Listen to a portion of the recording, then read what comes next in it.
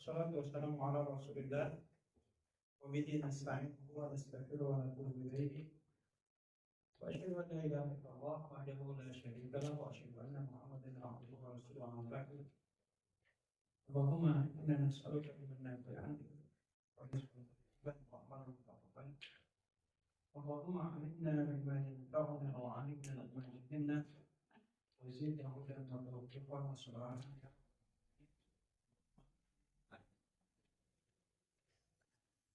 Bismillahirrahmanirrahim. Puji setelah syukur kita panjatkan kehadiran Allah Azza wa Jalla.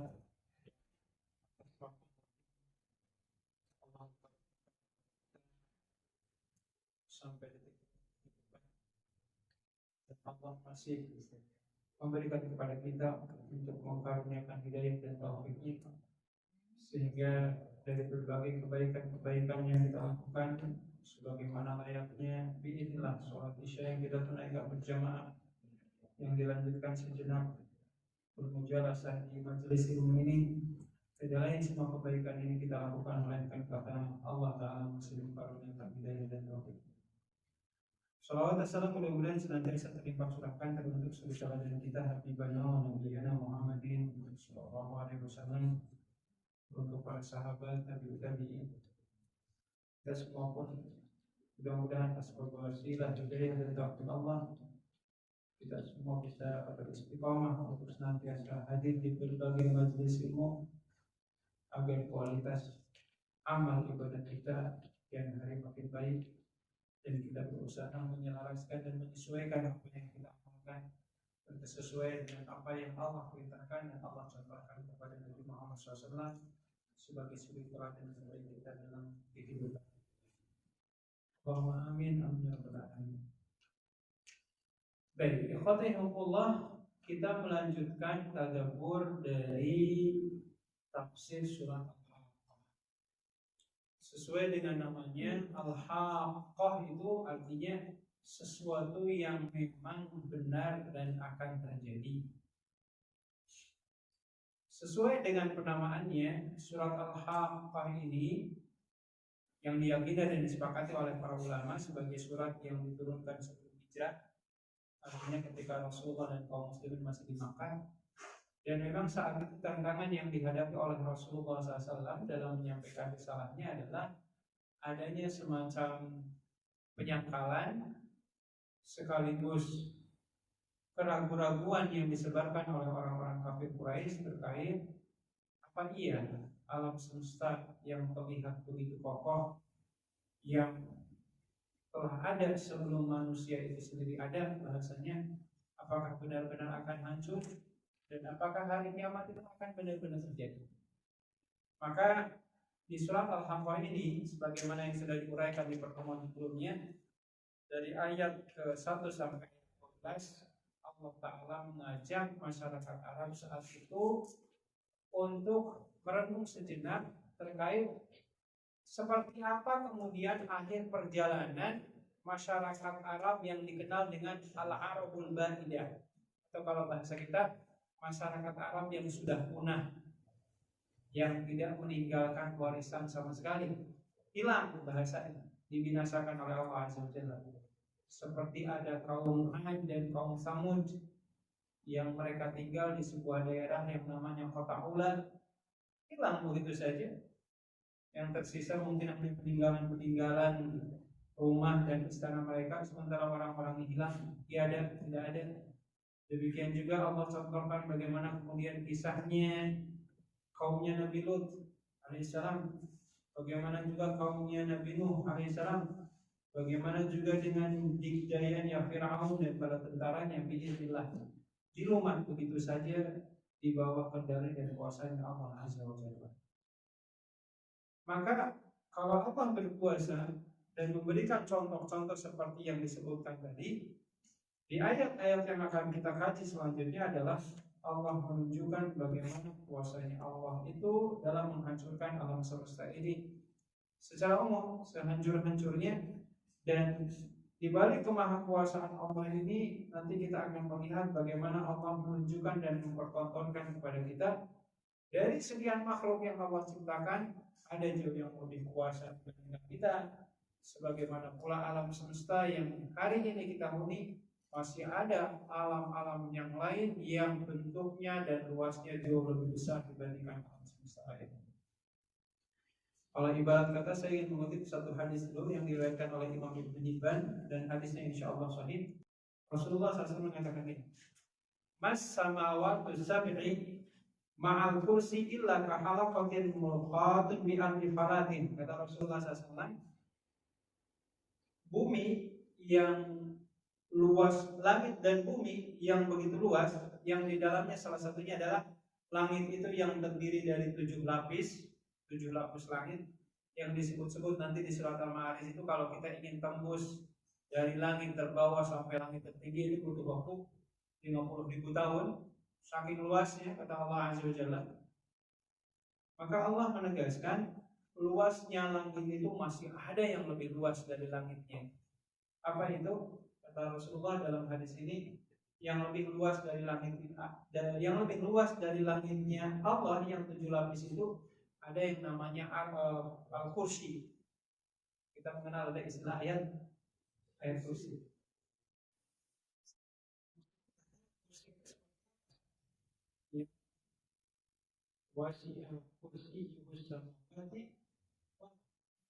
Di mana kursinya Allah itu jauh lebih luas dibandingkan langit dan bumi. Bahkan di hadis ini Rasulullah ambil contoh, kalau ini adalah langit, maka ibarat kata kalau ini dibandingkan dengan kursinya Allah Ta'ala itu seperti cincin, kata Rasulullah, yang dilemparkan di hamparan padang Sahara yang luas. Maka seperti itulah langit yang ukurannya hanya sebesar cincin, sementara kursinya Allah itu jauh lebih gede, jauh lebih luas daripada langit itu sendiri.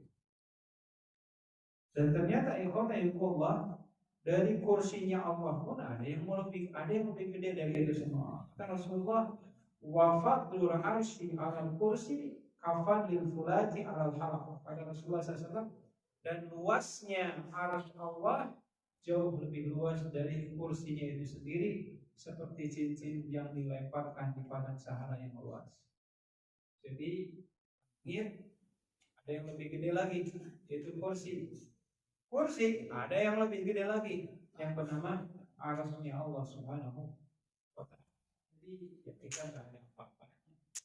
Ya, ibarat kata dibandingkan dengan langit pun tubuh kita itu nggak ada apa-apa.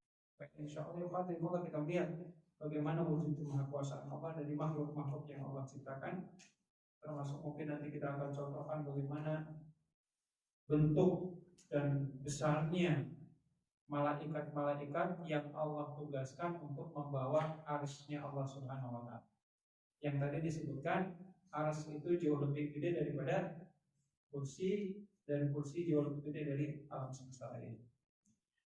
Allah Azza wa Jalla kemudian menegaskan ketika akan menceritakan seperti apa yang namanya hari kiamat, sebagaimana tadi ceritakan, sudah Allah ceritakan tentang umat-umat yang telah Allah binasakan sebelum umat Nabi Muhammad SAW, maka Allah bercerita di ayat ini, A'udzubillahi minasyaitonirrajim, Bismillahirrahmanirrahim, fa idza nufikha fis-suri nafkhatu wahidah. Maka bila mana sudah tiba masanya, jadi kalau kata kalimat idza dalam bahasa Arab maknanya itu bahasanya al-fujaiyah. Kalau bahasa kita menunjukkan sesuatu yang datangnya itu tiba-tiba. Jadi manusia pada saat itu enggak siap menghadapi situasi di mana kata Allah nufikha fis-suri nafkhatu wahidah. Pada saat itu sangkakala akan ditiup sebanyak 1 tiupan. Dalam hal ini, dalam kajian tauhid, para ulama berbeda pendapat terkait berapa kali sangkakala itu akan ditiup. Ada yang 2 kali, ada yang mengatakan 3 kali. Kalau yang 2 kali itu sekali tiup mati hancur, sekali tiup lagi dibangkitkan. Berpendapat 3 kali tiupan itu disebutkan. Tiupan pertama adalah ada istilahnya nafkhatul faza'. Tiupan yang ketika didengar oleh manusia dan seluruh makhluk-makhluk yang hidup saat itu, al-faza', melahirkan yang namanya ketakutan. bagi tenang, tiba-tiba mendengar suara yang menghentak, lalu kemudian setiap orang akan merasakan ketakutan yang luar biasa. Itu yang pertama, nafhatul fazah. Dan yang kedua, ikhwanullah, tiupan yang ketiga adalah ada istilah nafhatul sahih. Kalau bahasa kita, tiupan yang membuat orang itu telinganya pengang sampai akhirnya semuanya mati. Dan yang terakhir adalah nafhatul ba'thi, tiupan yang ketika semua makhluk Allah itu sudah tewas, kemudian dibangkitkan kembali. Sehingga ini yang menjadi semacam pertanyaan, pada saat sangkakala itu ditiupkan, lalu terjadilah yang namanya hari kiamat. Pertanyaannya, apakah manusia itu menyaksikan detik-detik terakhir bagaimana alam semesta ini hancur? Itu yang jadi pertanyaan. Karena kalau seandainya sekali tiupan semuanya pengang langsung tewas, berarti seolah-olah akan menyaksikan seperti apa hari kiamat. Padahal kalau kita melihat ayat-ayat atau surat-surat yang menceritakan tentang dahsyatnya hari kiamat, itu menggambarkan bagaimana makhluk Allah di masa itu bisa melihat. Seperti umpamanya, A'udzubillahi minasyaitonir rajim, bismillahirrahmanirrahim, idza zulzilatil ardu zilzalaha. Apabila kemudian bumi digoncangkan segoncang-goncang. Atau umpamanya kalau kita baca di surat Al-Hajj itu, ketika Allah bercerita tentang hari kiamat, A'udzubillahi minasyaitonir rajim, wa taran nasa sukara wa hum bisukara. Dan kamu melihat manusia seperti itu, seperti orang dalam keadaan mabuk, ya, digoyang-goyang lah bahasanya. Wa ma hum bisukara. Dan mereka sama sekali sebenarnya tidak mabuk. Terus apa lagi kata Allah? Dan kamu akan melihat bagaimana seorang ibu yang sedang menggendong bayinya kemudian dilemparkan begitu saja. Wa tada'u dzati hamlin hamla, termasuk wanita yang sedang hamil atas izin Allah, janin yang dikandungnya itu langsung mengalami keguguran.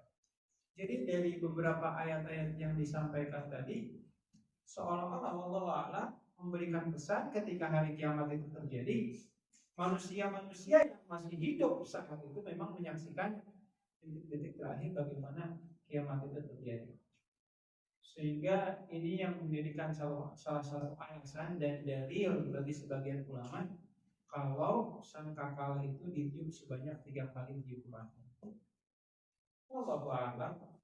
Seperti apa kemudian mana yang benarnya, yang jelas mudah-mudahan kita nggak ngalamin, ya.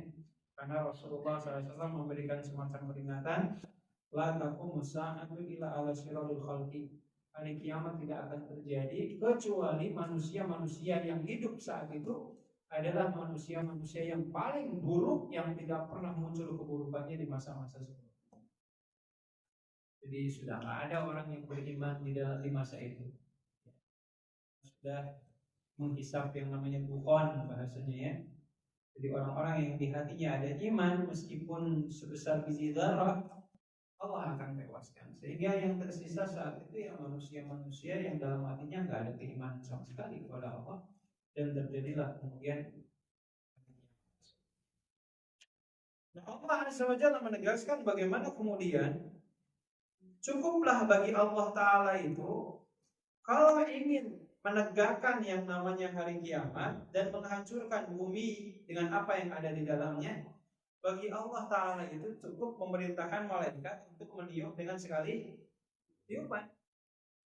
Gak perlu kemudian Allah Ta'ala sampai menugaskan ribuan malaikat yang untuk turun ke muka bumi. Lalu apa yang terjadi? Bila mana kemudian, waliyadzubillah, mudah-mudahan kita nggak ngalamin, ketika kemudian tiupan itu sudah ditiup, apa kata Allah? Wa humilatil ardu wal jibalu fadukkatat wahidah. Pada hari itulah yang namanya tanah, termasuk di dalamnya gunung-gunung yang hari ini begitu kokoh tegak berdiri di hadapan kita, satu dengan yang lain kemudian dan Allah akan benturkan satu dengan yang lain. Ya, kalau kita baca di surah Taha itu, A'udzubillahi minasyaitonir rajim, wa yas'alunaka 'anil jibali faqul yansifuha rabbi nasfa fa yadharuha qa'an safsafa la tara fiha 'iwaja wala amta. Dan mereka bertanya kepada engkau, wahai Rasulullah, tentang gunung. Seperti apa gunung itu ketika nanti hari kiamat terjadi? Kata Allah, kami akan hancurkan semua gunung-gunung yang ada, sehingga ketika gunung-gunung itu hancur, tidak ada lagi yang namanya dataran tinggi, tidak ada lagi yang namanya dataran rendah. Semuanya posisi tanah itu tak sepanjang mata melihat. Dan menurut sebagian ulama, wallahu a'lam, yang namanya padang mahsyar itu tiada lain dan tidak bukan di bumi itu sendiri. Setelah pegunungan bukit hancur, setelah biadilah yang namanya lautan mungkin sudah tidak ada secara umum, yang ada yang bilang hamparan tanah saja. Dan disitulah biadilah setiap hamba-hamba Allah yang Allah ciptakan, bahkan binatang sekalipun biadilah, sebagaimana dulu yang pernah kita bahas di surat At-Takwir di ayat yang kelima, wa idza husyirat, dan bahkan binatang-binatang buas pun akan Allah kumpulkan di padang mahsyar untuk kemudian menghadapi tuntutan atau mungkin penegakan hukum di pengadilan yang Allah Azza wa Jalla yang Maha Adil. Jadi Allah Azza wa Jalla ketika sangkakala itu kemudian ditiupkan, maka Allah jadikan seluruh bukit-bukit yang ada di alam semesta ini Allah benturkan satu dengan yang lain. Kalau di surat Al-Zalzal itu kalimatnya kata Allah seperti apa? Wa takunul jibalu kal ihnil manfush. Dan ketika hari kiamat itu terjadi, yang namanya gunung atau bukit itu tidak beda jauh seperti kal ihn, seperti bulu yang manfush, yang ketika ditiup dengan mudahnya ditiup dan bertebaran tanpa ada arah dan terkendali. Jadi kalau kita melihat bagaimana bukit yang kokoh itu kemudian nanti biidznillah Allah cabut, kemudian Allah terbangkan, sesudah itu kemudian Allah hancurkan. Dan pastinya hari kiamat nggak cuma terjadi di dunia ya. Jangan sampai ada percayaan seperti orang barat, kita pindah aja deh ke planet yang lain. Siapa tahu di planet Mars nggak ada kiamat, teman-teman. Kan masih ada yang percaya seperti itu. Terus sebagian orang ada yang mempercayai kita bikin bunker aja di bawah tanah, terbuat dari baja, pokoknya disiapkan segala sesuatu. Itu tentu saja pemikiran-pemikiran yang jauh dari bimbingan agama. Nah singkatnya, Allah, ketika kemudian bumi termasuk di dalamnya gunung-gunung Allah benturkan, fadukkat ada kata wahidah. Kalau kita baca di ayat ini, cukup sekali benturan saja. Gak perlu berkali-kali, cukup sekali benturan saja, hancur begitu saja. Fayawma idzi waqa'atil waqi'ah. Pada saat itulah awal mula kiamat itu kemudian terjadi. Jadi kita nggak bisa bayangkan, jangankan hari kiamat seperti yang Allah gambarkan di sini. Kalau kita melihat aja bagaimana gunung itu meletus,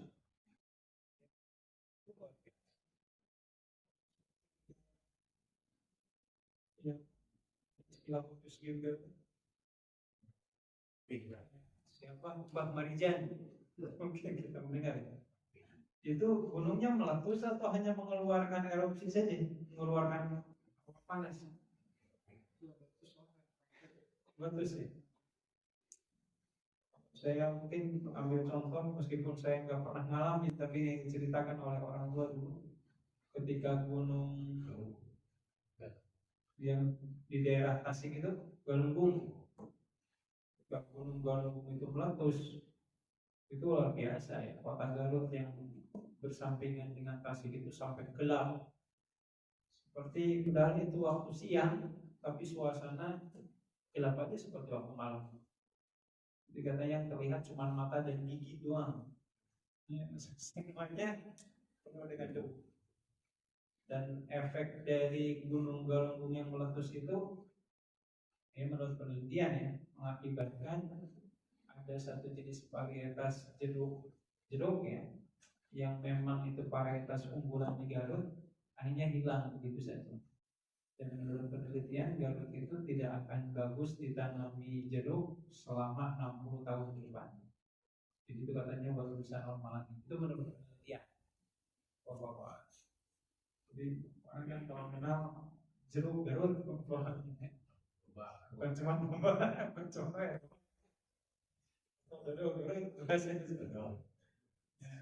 bin.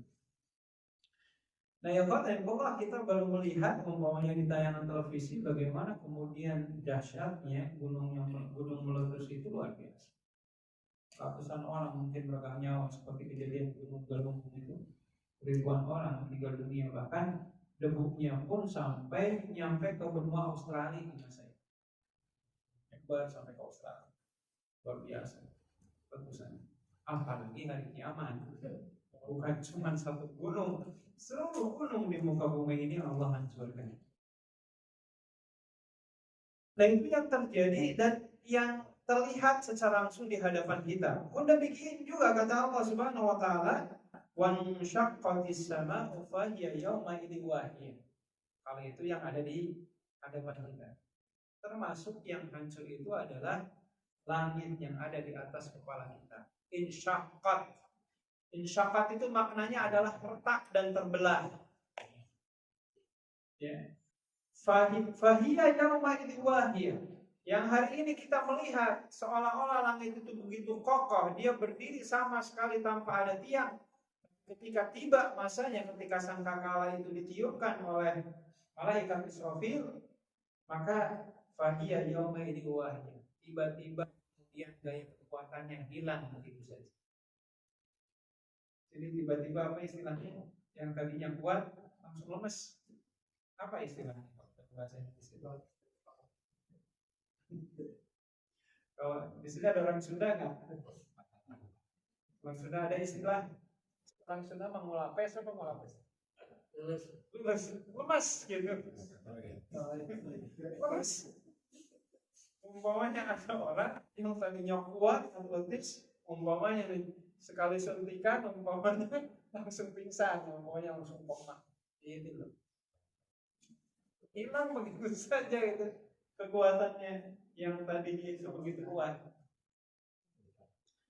Dan pada saat kemudian ikhwatahullah, pada saat langit itu terbelah dan daya kekuatannya hilang, maka pada saat itulah Allah Ta'ala menunjukkan salah satu di antara wujud kemahakuasaan Allah itu kemudian bilinilah wal malaku ala arjaiha.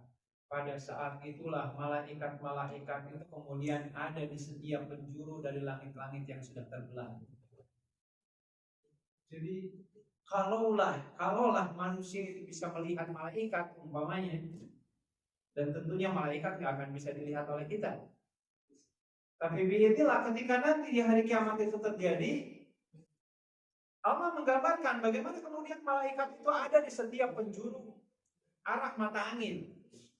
Meskipun begitu pastinya manusia nggak akan bisa melihat. Malaikat itu adalah makhluk Allah yang gaib.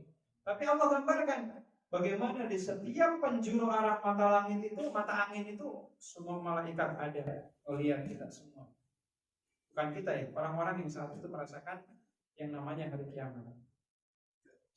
Dan di saat yang sama wa yahmilu arsya rabbika fawqahum yawma idzin tsamaniyah.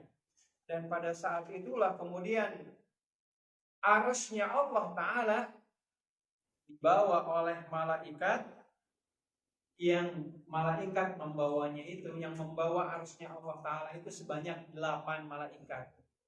Meskipun para ulama berbeda pendapat. Yang dimaksud 8 itu apakah jumlah malaikatnya 8 malaikat, atau dalam riwayat yang lain yang dimaksud 8 di sini adalah 8 baris malaikat. Wallahu a'lam.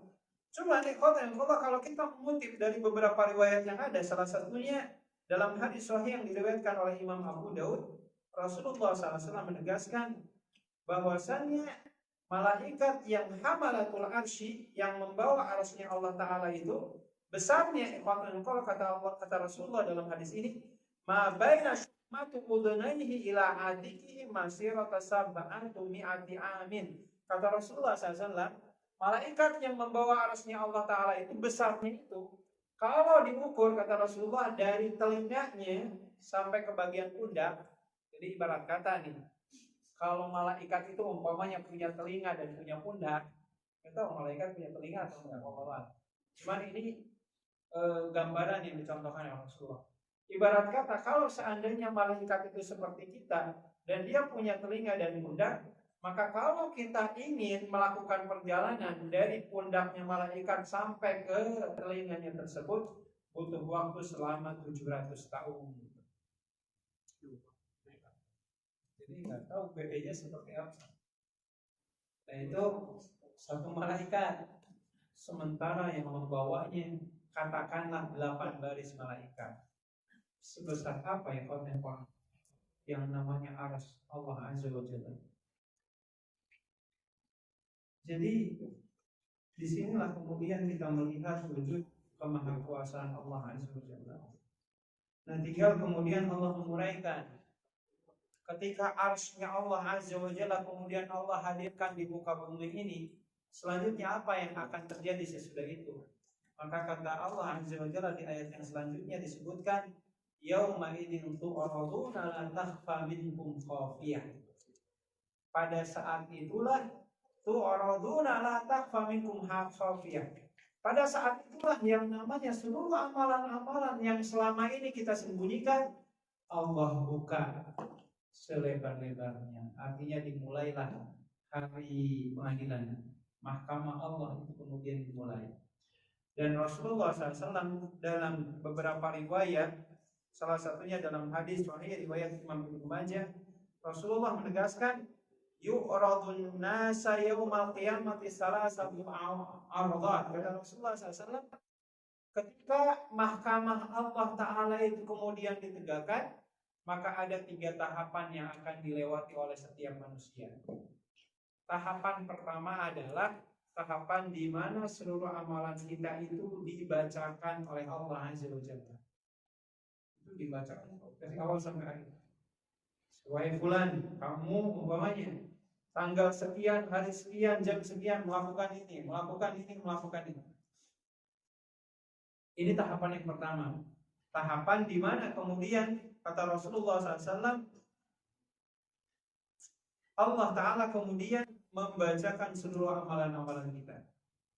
Selanjutnya tahapan yang kedua adalah jidalun wa ma'adir. Allah Ta'ala kemudian memberikan kesempatan kepada kita untuk memberikan pembelaan diri. Cuman sebagaimana yang kita ketahui, pembelaan diri nanti di yaumil hisab itu yang akan berbicara bukan mulut kita, tapi yang akan berbicara adalah anggota tubuh kita, dalam hal ini tangan dan kaki kita. Inilah mungkin salah satu hikmahnya, bukan saya larang-larang ya. Salah satu contohnya umpamanya terkait keutamaan zikir dengan menggunakan tangan kanan. Bukan berarti zikir pakai alat itu nggak boleh, bukan. Kan sekarang macam-macam. Oleh umroh umpamanya ada zikir yang digital, yang cincin gitu kan, macam-macam. Terlepas ya, ini nggak ngelarang-larang karena memang beberapa riwayat pun menemukan adanya salah satu riwayat, contohnya Aisyah radhiyallahu taala anha itu dalam beberapa riwayat sebelum beliau akan tidur malam itu beliau akan berzikir. Zikirnya dengan cara apa? Beliau memintal beberapa helai benang, jumlahnya sekitar 100 benang.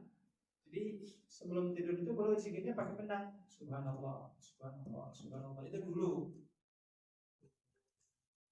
Nah, tapi di saat yang sama kan kita ketahui bagaimana Rasulullah SAW mengajarkan zikir dengan menggunakan jari jemari tangan kanan. Tujuannya apa ya? Kita berharap sebagaimana yang Allah tegaskan di surat Yasin. A'udzubillahi minasyaitonir rajim. Al-yawma nakhtimu 'ala afwahihim wa tukallimuna aydihim wa tashhadu arjuluhum bima kanu yaksibun. Pada hari itu mulut kita dikunci oleh Allah. Yang akan berbicara hanya tangan kita termasuk kaki kita. Maka kita berharap ketika tangan kanan kita itu banyak digunakan untuk aktivitas zikir, tangan kita ini bisa.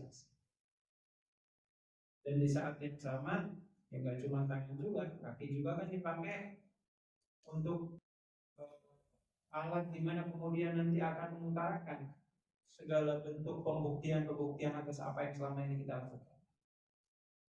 Sangat pantas Rasulullah mengatakan a'dhamun nasi ajran ab'aduhum masyafatan.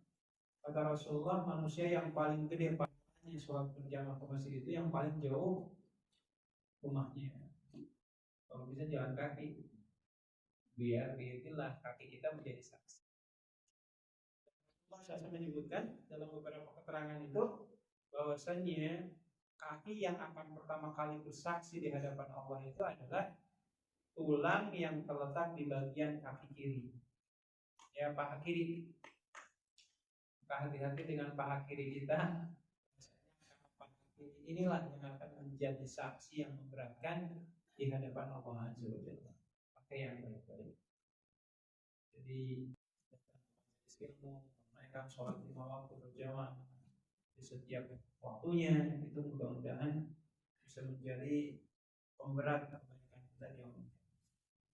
Jadi ini tahapan yang kedua. Jadi tahapan yang pertama semua amalan yang baik yang buruk dibacakan. Tahapan yang kedua, tahapan di mana Allah Ta'ala memberikan kesempatan kepada kita untuk memberikan sanggahan. Tetapi yang jelas tadi, yang menyanggah itu bukan mulut kita melainkan anggota tubuh kita.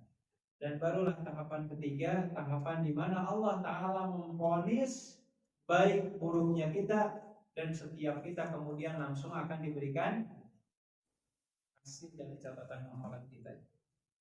Inilah kemudian yang disebut dengan apa yang Allah ceritakan, faman utiya kitabahu biyaminihi. Ada orang yang catatan amalannya itu didapatkan dengan tangan kanannya. Ada juga orang yang utiya kitabahu bishimali, ada yang dapat catatan amalnya dengan tangan kirinya. Ada juga yang kata Allah, wa man utiya wara dhahri, ada orang yang ngumpetin tangannya juga ke belakang. Tapi ternyata catatan amalannya juga sudah ada di tangannya. Itu macam-macam tersebut. Nah, mudah-mudahan kita semua termasuk orang yang dapat catatan pakai tangan kanan yang begitu. Sehingga ikhwah ini yang Allah Subhanahu wa taala nyatakan di ayat ini bahwasanya ketika mahkamah Allah Azza wa Jalla itu kemudian dimulai, di mana kemudian arasnya Allah dihadirkan oleh katakanlah 8 baris malaikat, dan di sana kemudian Allah hadir. Pada saat itulah kemudian Allah akan menampakkan seluruh amalan-amalan yang kita lakukan. Terkait ayat ini, ikhwatullah, Rasulullah SAW mengingatkan kita dengan sebuah riwayat yang diriwayatkan oleh Imam Ibnu Majah, dan insya Allah hadisnya sahih, dari sahabat Nabi yang bernama Sauban radhiyallahu ta'ala. Rasulullah SAW mengatakan ini, ala adullukum birijalin ya'tuna yaumal qiyamati bi'a'malin misla jabal tiham. Kata Rasulullah SAW, mau gak aku ceritakan kepada kalian terkait sekelompok dari umatku yang nanti di hari kiamat dihadap Allah dengan membawa 10 amalan kebaikan. Tapi kata Allah, faja'alahullahu haba'an mansura. Tapi Allah jadikan kebaikannya itu ibarat seperti debu yang ditiup, tidak berbekas sama sekali. Saat itu kemudian sahabat Sauban berbicara, ya Rasulullah, sifhum lana hatta la nakuna minhum. Ya Rasulullah, coba ceritakan kepada kami ciri-ciri orang yang kau maksud itu seperti apa. Rasulullah SAW menyebutkan, mereka itu sama seperti kita. Giliran sholat 5 waktu berjamaah, giliran puasa dia puasa. Tetapi kata Rasulullah, ini yang paling menakutkannya bagi kita, wa idza khalau bimaharimillahi intahaquha. Tetapi ketika dia sedang sendirian, gak ada orang yang nemeninnya, barulah segala hal yang haram itu kemudian dia labrak. Jadi ketika di tengah kerumunan orang, terlihat layaknya orang soleh. Orang berjamaah sholat, dia sholat berjamaah. Orang puasa Ramadan, dia puasa Ramadan. Ketika sifatnya itu amalan-amalan yang dilakukan secara berjamaah, siapapun orang melakukan tersebut. Tapi ketika sedang sendirian, ketika ada yang tak melihat kecuali hanya dia dengan Allah, dia nggak memperdulikan mau yang halal mau yang haram, intan. Dia kemudian melakukannya dan melewati batasan-batasan yang telah Allah. Jadi ini contoh orang yang terlihatnya baik dalam pandangan manusia, tetapi ternyata memendam keburukan di hadapan Allah. Karena saya dan kita semua Allah, kalau hari ini saya dan kita semua ini waliyadzubillah masih melakukan kejahatan, kemaksiatan, karena manusia itu tidak ada yang tahu dengan kebusukan hati kita, maka nanti di hari kiamat biidznillah tidak ada lagi yang bisa tidak ada lagi yang bisa kita sembunyikan di hadapan sesama. Karena pada masa itu kalau Allah nyatakan yauma tublas sarair. Pada hari itu bahkan apa yang ada di dalam hati kita yang selama ini kita sembunyi-sembunyikan, pada hari itu kemudian Allah akan bukakan secara langsung. Baik, ikhwatillah, ini gambaran umum bagaimana kemudian hari kiamat itu terjadi, yang dilanjutkan dengan penghisaban yang Allah Subhanahu wa taala lakukan kepada setiap hamba-Nya. Dalam beberapa riwayat Rasulullah SAW menyebutkan wallahu a'lam bahwasanya padang mahsyar yang akan kita lalui oleh seluruh umat manusia ini lamanya itu sekitar 50.000 tahun. Padang mahsyar. Tanya Rasulullah, begitu lamanya padang mahsyar itu kok sampai 50.000 tahun? Maka kata Rasulullah SAW, adapun untuk orang yang beriman, padang mahsyar itu panjangnya tidak sepanjang seperti panjangnya sholat kalian. Itu bahasa isyarat, bukan berarti nanti kalau kita sholat bacanya Al-Ikhlas 10 nanti masanya pendek umpamanya. Jadi itu memberikan semacam pesan, kalau bagi orang yang beriman padang mahsyar itu yang kita lalui, insya Allah mudah-mudahan tidaklah lama. Contoh umpamanya kalau kita sholat paling buat berapa menit sih Pak?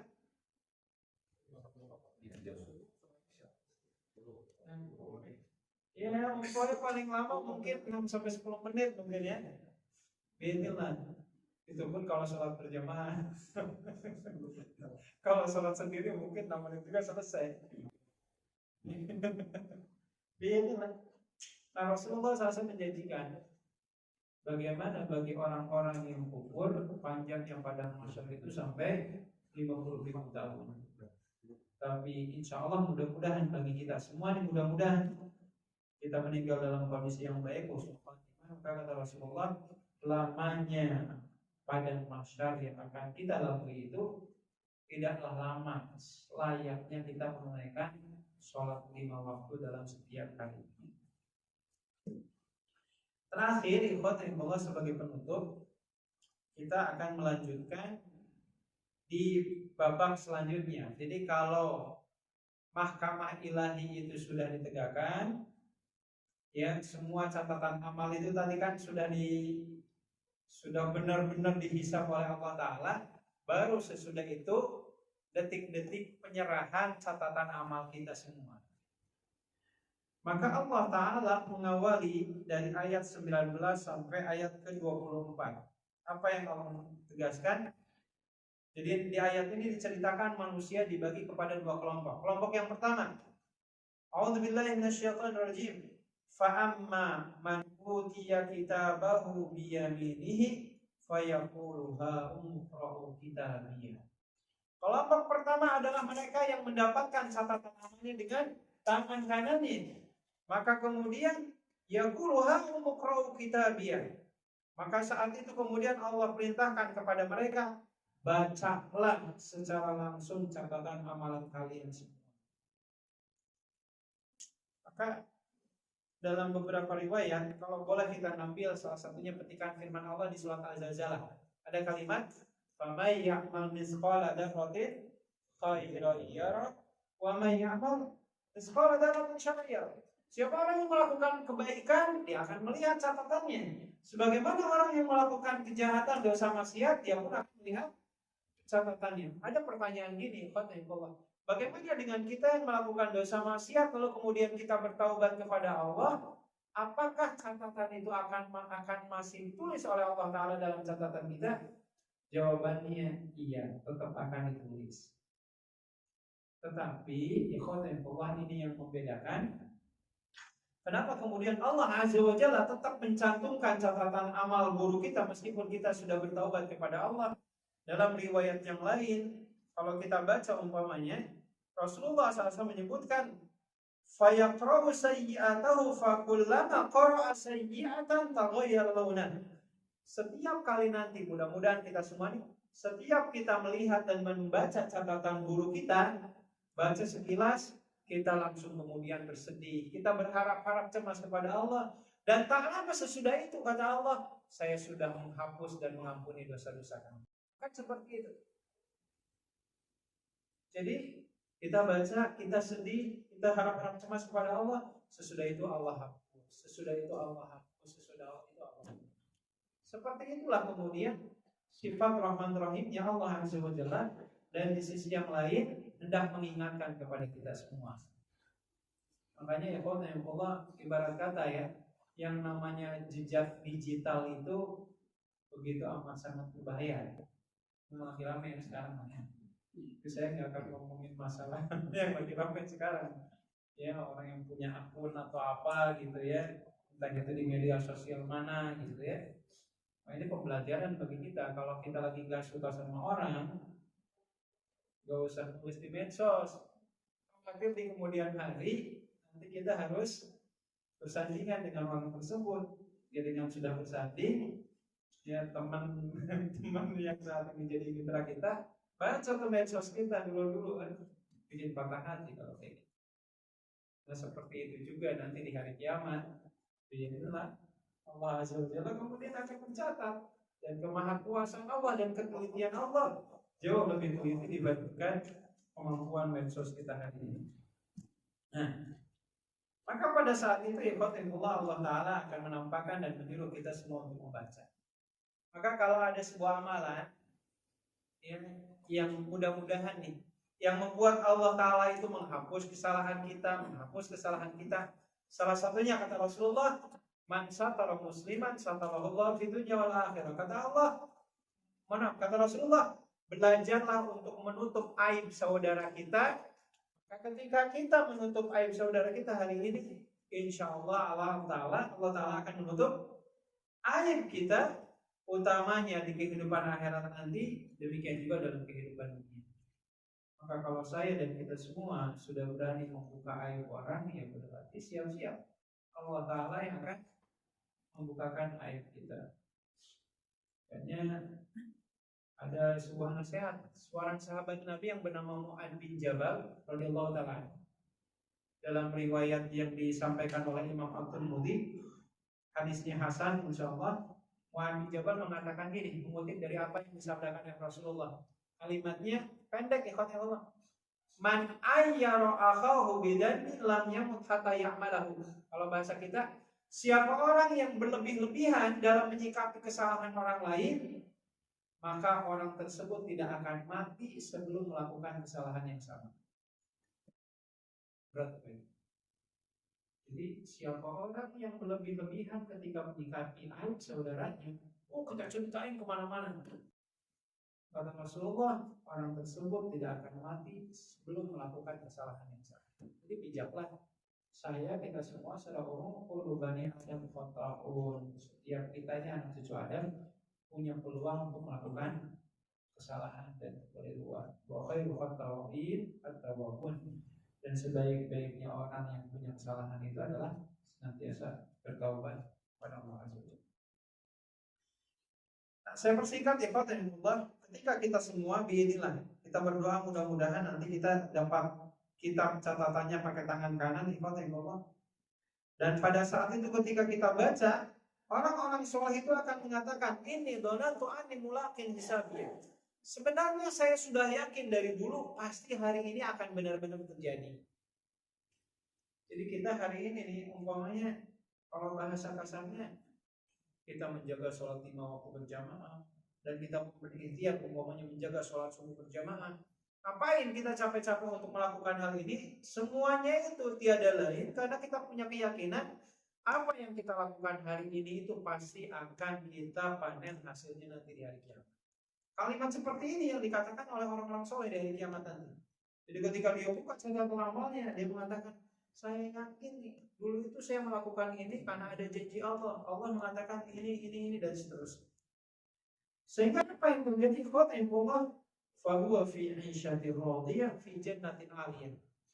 Orang soleh itu nanti akan mendapatkan kehidupan yang penuh dengan keridhaan Allah, di mana Allah tempatkan mereka di surga yang sangat tinggi. Seperti apa gambarannya? Ini saya sengaja ingin mengutip satu hadis yang diriwayatkan oleh Imam Bukhari dari sahabat Abu Hurairah radhiyallahu ta'ala anhu. Rasulullah SAW pernah ditanya oleh seorang sahabat Nabi, nanya gini, ya Rasulullah, hal yatazawwar ahlul jannah? Ya Rasul, Kalau kita ini semua nanti masuk surga, kita bisa saling kunjungi nggak satu dengan yang lain? Ya, umpamanya suaminya, istrinya, anaknya, orang tuanya, semuanya masuk surga. Kira-kira bisa saling tengok nggak kunjungi satu dengan yang lain? Kata Rasulullah, iya, na'am. Innahu la yahbitu ahlu darajatil ulya ila ahli darajatis sufla.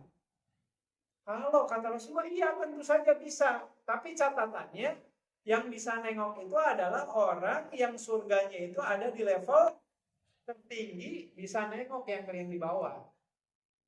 Tetapi kata Rasulullah, wala yastati'u ahlu darajati sufla yas'uduna ila al-ijin tabsuru bihim a'malahum. Tapi mohon maaf kata Rasulullah, kalau yang kelasnya rendah gak bisa nengok ke yang tinggi. Nah, kemudian disebutkan kata Rasulullah, innal jannah mi'atu darajatin ma baina kulli darajataini kama baina samai wal ardh. Kata Rasulullah SAW, ketahuilah jumlah, kalau istilah saya ya mungkin level lah, level dalam permainan itu kata Rasulullah, level surga itu jumlahnya ada 100 level. Jarak antara satu level ke level yang selanjutnya kata Rasulullah, jaraknya seperti langit dan bumi. Jadi ini yang harus kita khawatirkan. Khawatirkannya gini. Maksud saya, Allah, mudah-mudahan nih, kita semua insya Allah ahli surga, mudah-mudahan semuanya. Tapi pertanyaannya, ketika kita semua masuk surga, levelnya sama nggak? Itu yang jadi pertanyaan. Dan ini yang menjadi sumber kerisauan Siti Aisyah. Ketika di detik-detik terakhir Rasulullah SAW akan menghembuskan nafasnya, ketika akan beliau meninggal, Aisyah itu nangis. Nangisnya kenapa? Bukan karena sekedar khawatir ditinggal wafat oleh Rasulullah, karena kematian itu pasti. Tapi sewaktu itu Siti Aisyah, sebagaimana yang diceritakan oleh Imam Al-Qurtubi dalam kitab At-Tadhkirah, Siti Aisyah mengatakan ini, wahai suamiku, wahai Rasulullah, Allah telah mengizinkan saya untuk bisa membersamai engkau di dunia ini.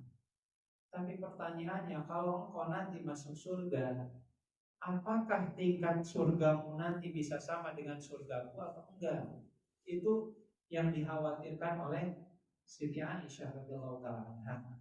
Maka saat itu kemudian Rasulullah SAW langsung membaca surat An-Nisa ayat 69, di mana Allah Taala berfirman, "A'udzubillahi minasyaitonir rajim, wa may yuti'illaha war rasulah fa ulaika ma'al ladzina an'ama Allahu 'alaihim minan nabiyyin wasiddiqin wasyuhada wassalihin wa hasuna ulaika rafiqa." Kata Allah, siapa orang yang taat kepada Allah dan Rasulnya, maka nanti akan dikumpulkan kembali. Siapa yang bisa menemani Rasulullah itu? Kata Allah nih, "Ulaika ma'al ladzina an'ama Allahu 'alaihim." Yang pertama adalah wasiddiqin, orang-orang yang jujur. Jadi orang yang jujur, insya Allah nanti akan menjadi teman Rasulullah di surga. As-siddiqin. Yang kedua, asyuhada. Mereka yang mati syahid. Wassalihin, dan orang-orang yang soleh. Di ayat-ayatnya Allah mengatakan, wa hasuna ulaika rafiqa. Mereka inilah sebaik-baiknya orang atau sebaik-baiknya teman yang akan menemani Rasulullah SAW. Jadi Allah Ta'ala menyebutkan tadi ada 3 karakter sifat: jujur, mati syahid, dan soleh. Itu mudah-mudahan kita bisa milih ya, jaga kejujuran. Makanya kan ada sebuah riwayat itu, dalam hadis riwayat Imam At-Tirmidzi, kata Rasulullah gini, ana zaimun fi baitin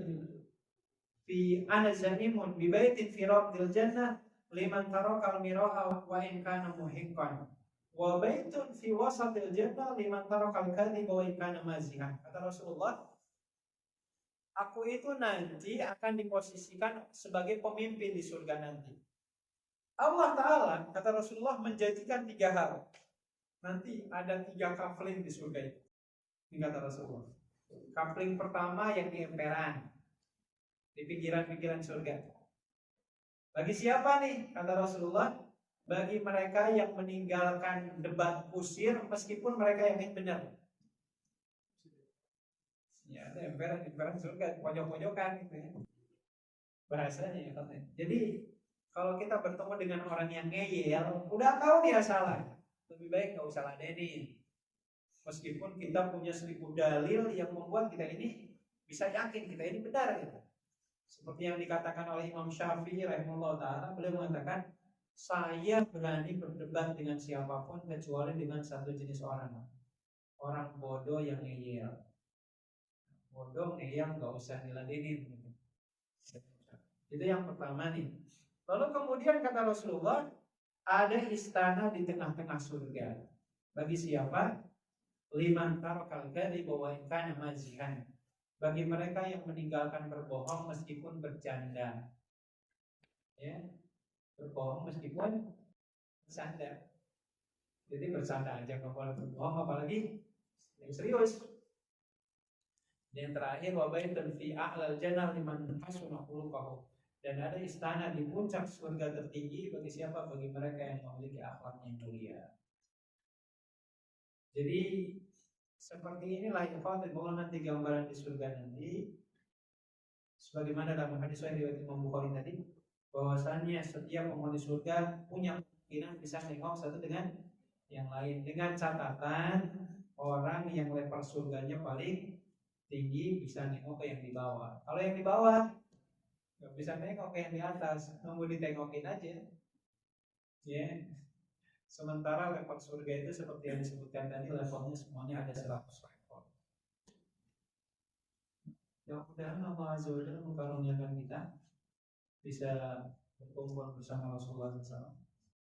Meskipun kualitas amal kita begitu jauh dibandingkan amal kita yang begitu besar, tapi sejatinya Rasulullah menjanjikan kepada kita bahwasanya yang menjamin kita masuk surga itu bukan disandarkan kepada amal kita, tetapi disandarkan kepada rahmatnya Allah Azza wa Jalla. Wallahu a'lam bishawab. Itu mungkin ikhwan-ikhwan untuk kajian di kesempatan malam hari ini. Mudah-mudahan bisa menguatkan keimanan kita, lebih melayakkan diri kita bahwasanya kita ini biidznillah memang hamba-hamba Allah yang layak dalam surga. Allahumma amin. Amin. Saya kembalikan kepada jemaah sekalian. Kalau ada yang mau ditambahkan, silakan.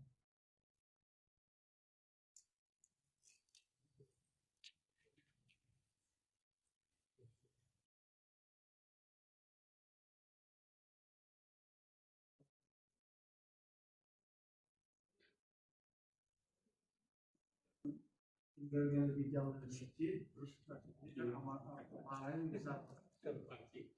Itu kan kalau dulu mungkin, kalau sekarang kan masjid kan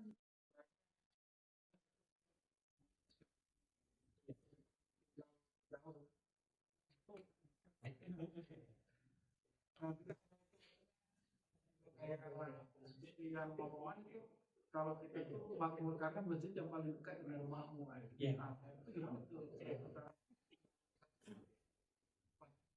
Kalau mereka yang makmurkan yang masjid yang dekat depan rumahnya himbauan bukan dalil. Jadi ikhwan, saya ingin mengawali dengan sebuah riwayat dulu ya. Di zaman Rasulullah SAW itu ada satu kabilah namanya kabilah Bani Salamah. Mereka ini adalah kabilah yang paling jauh dari Masjid Nabawi. Sehingga setiap kali mereka mau sholat berjamaah itu mereka harus bawa bekal, harus bawa pakaian ganti. Karena melewati padang pasir itu pasti bajunya jadi kotor. Ya, jauh butuh bekal dan seterusnya. Sampai muncul satu pertanyaan terkait, ya Rasulullah, kalau kami ini sudah sholat Id, sementara sholat Id itu umpamanya terjadi di hari Jumat, apakah kami ada kewajiban untuk sholat Jumat atau enggak? Itu konteksnya untuk kaum Bani Salamah. Dan ketika mereka kalau mau pulang lagi, mau sholat lagi berjamaah ke Masjid Nabawi, susah mereka. Maka timbullah tuh salah satu semacam jawaban dari Rasulullah, kalau orang yang sudah sholat Id, kewajiban sholat Jumatnya secara umum gugur dan digantikan dengan sholat zuhur. Ini konteksnya bagi mereka yang jauh dari masjid. Ya kalau sekarang masjid di depan rumah, ya setiap blok ada masjid musholanya masing-masing, itu bahasanya ya, sehingga tidak ada alasan bagi kita untuk tidak sholat Jumat di masjid. Dalam hal ini waktu itu orang-orang Bani Salamah itu yang mengeluh ke Rasulullah SAW, bahkan mereka minta izin, Ya Rasul, boleh tak kami pindah aja rumah ke daerah yang dekat dengan masjid? Kata Rasulullah, jawabannya, ab'adukum masafatan a'dhamukum ajran. Kata Rasulullah, justru kalian ini yang paling gede pahalanya, karena yang paling jauh rumahnya. Tapi bukan berarti kita menjauh dari masjid. Mentang-mentang, oh Masya Allah nih, kata Rasulullah nih, pahalanya gede. Atau umpamanya kayak tadi, masjid ada di depan rumah, tapi kita cari masjid yang jauh lagi, nggak seperti itu juga. Karena ketika kita tidak bisa mendapatkan satu fadilah dari amalan tertentu, masih banyak fadilah-fadilah amalan yang lain. Contoh, bukankah rumah Rasulullah itu bukan cuma dekat, tapi nempel ke Masjid Nabawi itu? Apa yang kemudian kita kejar? Nasihat untuk kita, untuk saya dan kita semua yang dekat rumahnya dari masjid. Kalau memang kita tidak mendapatkan keutamaan langkah kaki yang jauh dari masjid, ya kita kejar tuh amalan yang lain. Contoh, hadir di masjid sebelum adzan berkumandang. Itu salah satunya. Itu tadi keutamaannya, wantidharus sholat ba'da sholat, menunggu sholat itu tiba sebelum ada dikumandangkan. Dan kata Rasulullah, fadzalikumur ribat, itu adalah ikatan Anda dengan Allah yang harus Anda jaga. Terus masalahnya ini kita di rumah dekat masjid, setiap kali sholat datangnya masbuk. Itu yang jadi masalah. Apalagi umpamanya, mohon maaf, bukan nyindir ya, nasihat untuk saya juga. Rumah dekat masjid tapi gak pernah ke masjid, itu lebih musibah lagi. Jangan sampai ada orang yang rumahnya di masjid seumur hidup, bukan seumur hidup lah ya, berpuluh-puluh tahun rumahnya di situ dan dia tinggal di situ, nggak pernah kelihatan batang hidungnya di masjid. Jadi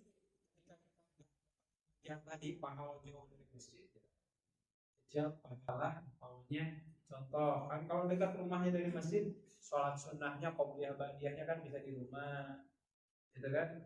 Jadi kita nggak ketakutan nyampe ke sini khawatir keburu takbiratul ihram.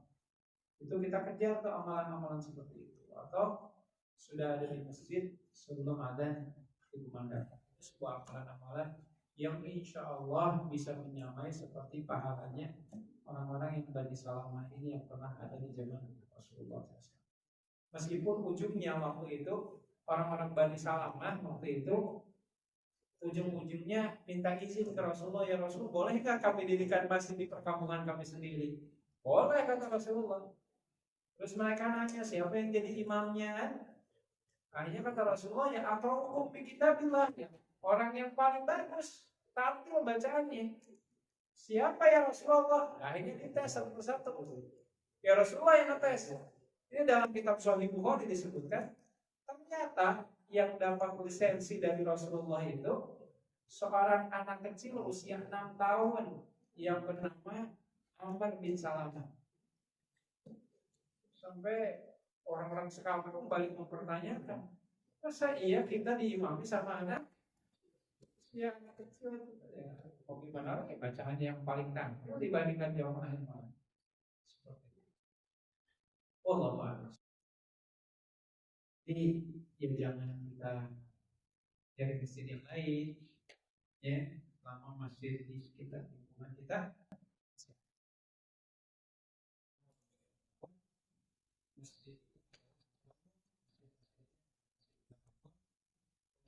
punya kewajiban untuk memakmurkan masjid itu bukan sekedar DKM saja, tapi setiap orang yang mengaku dirinya muslim kita punya kewajiban untuk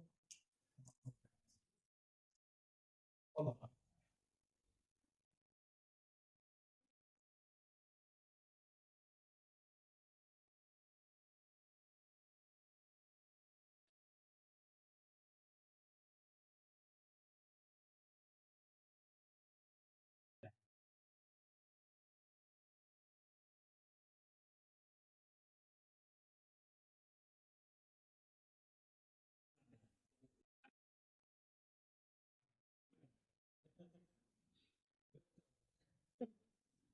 Jadi Ikhwatul Fillah, ini kalau boleh dicontohkan, ibarat kata amalan itu punya fadilahnya masing-masing.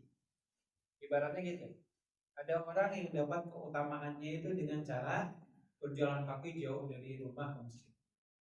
Ada orang yang tadi juga nyari keutamaannya, qobliyah ba'diyahnya di rumahnya. Dan ada juga keutamaan yang ketiga, orang sudah standby di masjid sebelum adzan berkumandang. Nah ini yang Allah sebutkan di surat Fatir, saya lupa ayatnya nomor berapa. Ada kalimat ini, A'udzubillahi minasyaitonirrajim, summa awrasnal kitaba alladziina istafaina min ibadina faminhum dzalimun li nafsihi wa minhum muqtasid wa minhum sabiqun bil khairati biidznillah. Kata Allah, dan kami wariskan Al-Quran ini kepada hamba-hamba pilihan kami. Tetapi hamba-hamba ini terbagi kepada 3 kelompok. Kelompok pertama, mereka-mereka yang menzolimi dirinya. Kelompok yang kedua, muqtasid, ada di pertengahan. Kelompok yang ketiga selalu berlomba-lomba dalam kebaikan. Ketika menafsirkan ayat ini, Imam Syaukani dalam kitab Tafsir Fathul Qadir mengutip penafsiran dari sahabat Nabi namanya Abdullah bin Mas'ud. Abdullah bin Mas'ud mengatakan, yang dimaksud dari ayat ini adalah maksudnya 3. Orang yang zolim kepada dirinya sendiri, kata Ibnu Mas'ud, adalah orang yang setiap kali sholat selalu masbuk. Itu orang yang zolim dalam pandangan sahabat. Sementara yang pertengahan adalah orang yang baru mau sholat setelah dipanggil-panggil. Jadi kalau belum adzan mah nggak masjid-masjid. Tapi ketika sudah dipanggil-panggil baru datang. Dan yang terakhir, mereka yang berlomba-lomba dalam kebaikan itu tadi sebelum dipanggil sudah ada, sudah standby. Jadi silakan kita mau milih yang mana nih?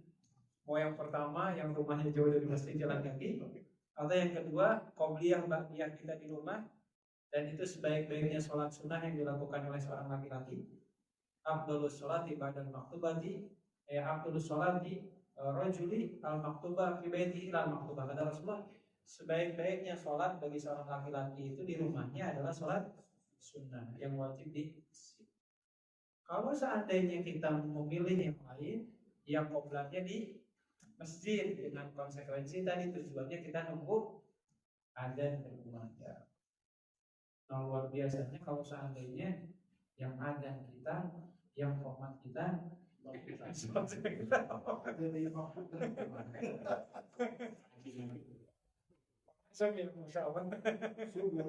diborong semuanya. Kasihan yang lain tidak dapat pahala. Bikin sendirian.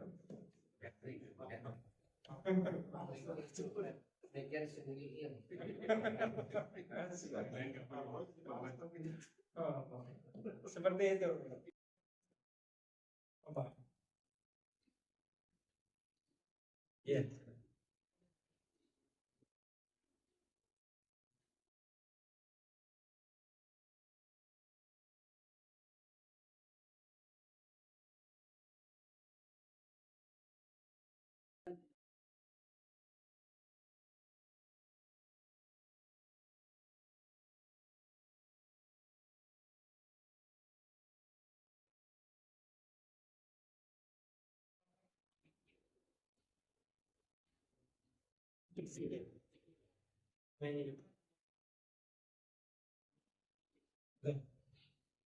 Iya, yang pertama bahwa memang kalau dalam bab zikir menggunakan tangan, Rasulullah SAW mencontohkan hanya tangan kanan saja. Ya, maka kalau kita berbicara dalam babnya ibadah, maka prinsipnya kita sambil nawatokna saja. Adapun kenapa Rasulullah nggak zikir pakai tangan kirinya, wallahu a'lam. Wallahu a'lam. Itu jawaban yang pertama. Dan yang kedua, betul tadi disampaikan bahwasannya nanti di hari kiamat itu yang akan bersaksi itu tangan itu nggak cuma satu, tapi dua-duanya. Kan watukal limuna aidihim, pada saat itu kedua tangan mereka, kedua tangan kita semuanya akan menjadi saksi. Nah kita berharap mudah-mudahan salah satunya dari tangan kanan yang selalu kita pakai pada saat zikir sesudah sholat 5 waktu itu, ini menjadi saksi kebaikan. Nah Allah alam bagaimana dengan tangan kiri kita, tapi yang jelas tadi dalam bab ibadah itu dalam bab zikir Rasulullah nggak pernah menggunakan tangan kiri, hanya tangan kanan saja. Seperti itu. Wallahu a'lam.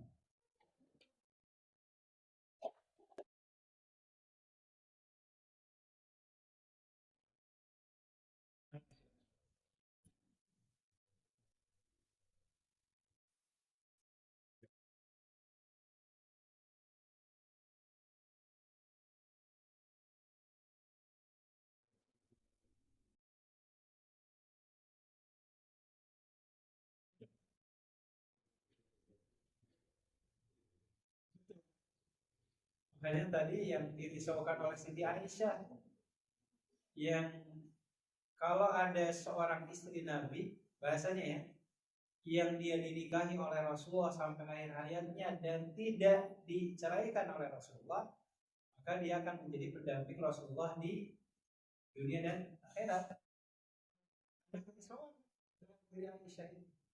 Karena kita semua yakin surganya Rasulullah itu ada di surga Firdaus, surga yang paling tertinggi. Itu yang jadi kerisauan. Untuk Aisyah saja risau, apalagi kita ini. Atau setidaknya seperti tadi yang disampaikan oleh dokter, kita semua nih, orang tua kita, istri, suami, anak, cucu kita, semuanya masuk surga. Jadi pertanyaannya satu level nggak semuanya? Itu yang jadi pertanyaan. Maka di antara kenikmatan yang luar biasa itu salah satunya, kalau kita baca di surat At-Tur ayat 21 itu ada kalimat walladzina amanu wa taba'atuhum dzurriyyatuhum biimanin alhaqna bihim dzurriyyatahum wa ma alatnahum min amalihim min syai'. Kata Allah, dan orang yang beriman, demikian juga anak keturunan mereka yang beriman, maka kata Allah alhaqna bihim dzurriyyatahum, mereka akan kumpulkan oleh kami bersama anak keturunan. Jadi tidak sedikit juga nanti banyak keluarga-keluarga itu yang Allah kumpulkan nanti di surga, yang mudah-mudahan salah satunya kita, ya. Dan surganya mudah-mudahan levelnya sama, ya. Surga levelnya tinggi juga, sama tinggi, 100 levelnya. Ya. Karena ternyata bahasanya ya, sekedar masuk surga pun belum tentu menjamin kita semua bisa kumpul di dalamnya. Ya setidaknya mungkin kalau tidak kumpul masih yang derajatnya yang paling tinggi masih ingat ke kita, umpamanya bisa nengok gitu. Itu pun kalau ingat. Kalau enggak ingat itu yang masalahnya di situ. Gitu ya.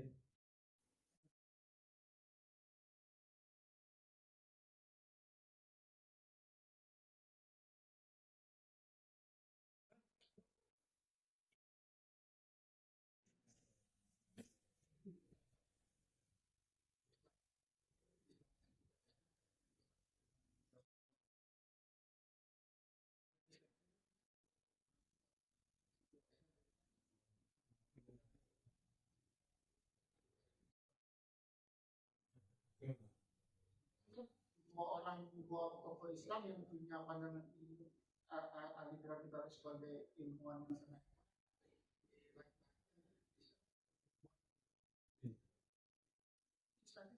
Masuk dilema juga. Jadi memang walaupun akhirnya sadar di jadi memang ini diawali dari perbedaan cara pandang ijtihad. Karena saat itu kan ketika Sayyidina Ali bin Abi Thalib dibaiat jadi khalifah, di saat yang sama kan saat itu tanda kutip di antara orang yang meminta beliau jadi khalifah itu adalah para pemberontak yang membunuh khalifah sebelumnya, Utsman bin Affan radhiyallahu ta'ala. Jadi ketika Sayyidina Utsman dibunuh, mereka datangkan ke Ali dan meminta Ali menjadi khalifah. Saat itu Ali menolak. Bagaimana mungkin saya akan menerima jabatan dari orang yang membunuh sahabat saya sendiri?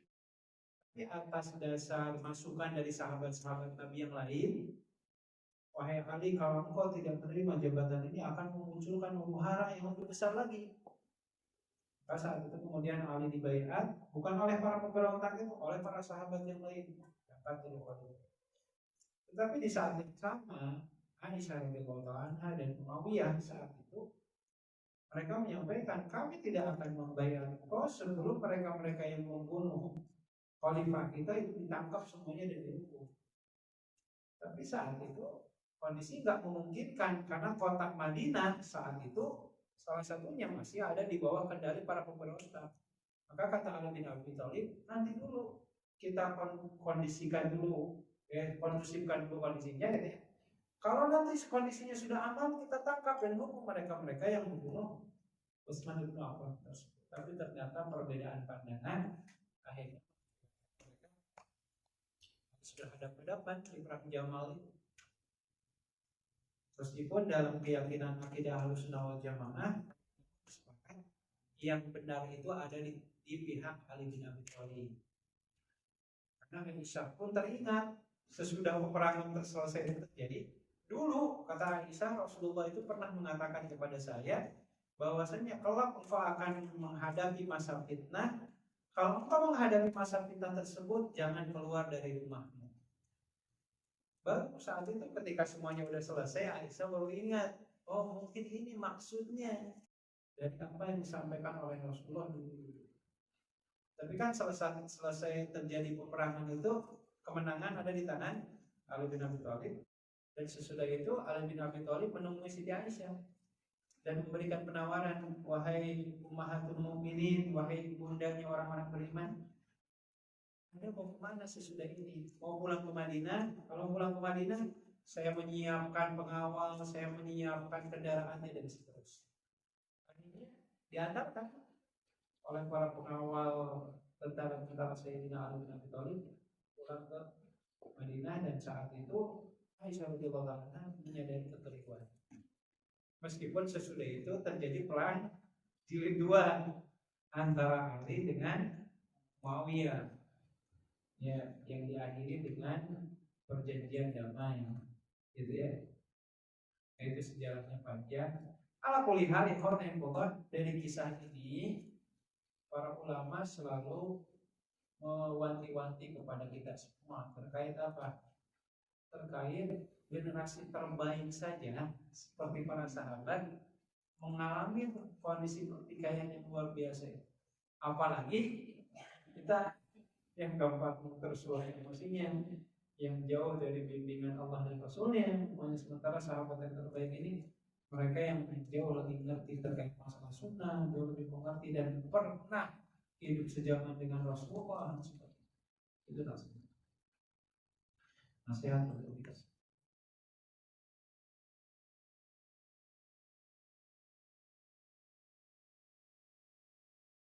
Baik, sepertinya kita cukupkan dulu kajiannya sampai di sini. Mudah-mudahan apa yang tersampaikan memberikan kemanfaatan untuk kita semua. Allahumma amin ya rabbal alamin. Kita tutup dengan istighfar, alhamdulillah, dan doa iblis. Astagfirullahaladzim, astagfirullahaladzim, astagfirullahaladzim.